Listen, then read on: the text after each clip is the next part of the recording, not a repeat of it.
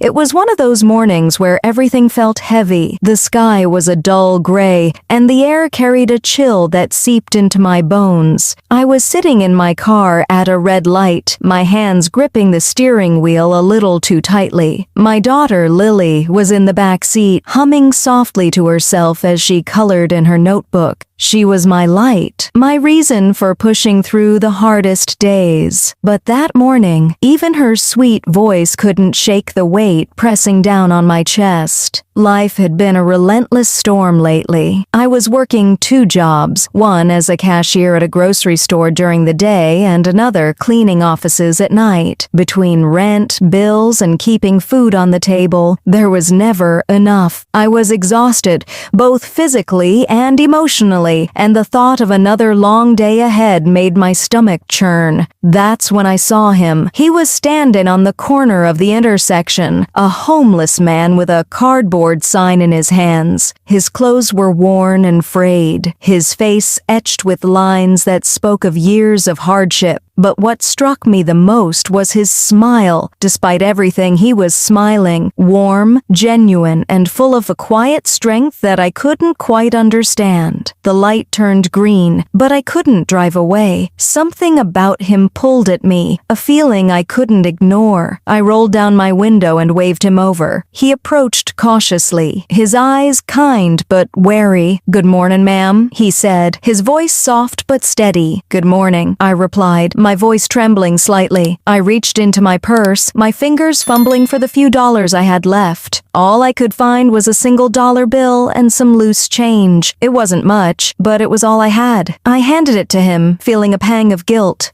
"I'm sorry it's not more," I said quietly. He looked at the money in his hand, then back at me. For a moment, he just stood there, his expression unreadable. Then, to my surprise, he handed it back. "No, ma'am," he said gently. "I can't take this from you. You need it more than I do." I stared at him, stunned. "What?" "No, please, take it. It's not much, but—" He shook his head, his smile never fading. "I saw your little girl in the back seat. You're a good mom. Keep it for her." Tears welled up in my eyes. I didn't know what to say. Here was a man who had nothing, yet he was giving his last bit of kindness to a stranger. I thanked him, my voice trembling, and drove away, my heart heavy but full. The rest of the day passed in a blur. I went to work, my mind constantly drifting back to the man on the corner. His words echoed in my head. "You're a good mom." It was a small thing, but it meant more to me than he could ever know. For the first time in weeks, I felt a glimmer of hope. That night, as I tucked Lily into bed, I told her about the man we had met that morning. Her eyes widened with curiosity. "Why did he give the money back, Mommy?" she asked. "Because he's a kind person," I said, brushing a strand of hair from her face. "Sometimes people give what they can, even when they don't have much." She thought about that for a moment, then smiled. "I want to be kind like him."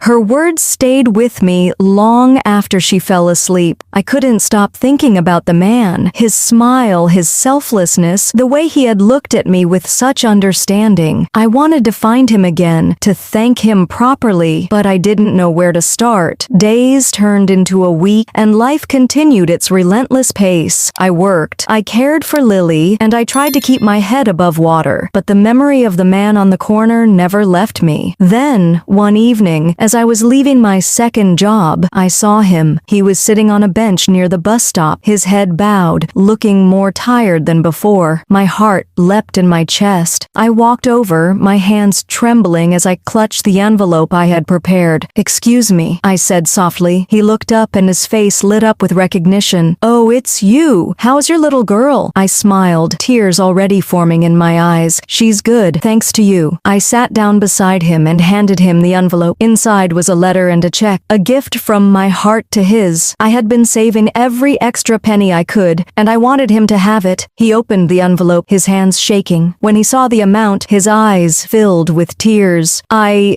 can't accept this," he stammered. "Yes, you can," I said firmly. "You gave me your last dollar when you didn't have to. You reminded me that kindness still exists in this world. Let me do the same for you." He looked at me for a long moment, then nodded, his voice breaking. saying, "Thank you. You have no idea what this means to me." Weeks later, I received a letter in the mail. It was from him. He had used the money to get back on his feet, a warm meal, a clean set of clothes, and a night's stay at a shelter. He had even found a part-time job at a local grocery store. But the most surprising part was the last line of his letter. "You and your daughter changed my life. Because of you, I have hope again. Thank you for seeing me when no one else did." I cried as I read those words. That day, I realized that kindness isn't about how much you give. It's about the love behind it. And sometimes the smallest acts of compassion can change someone's world.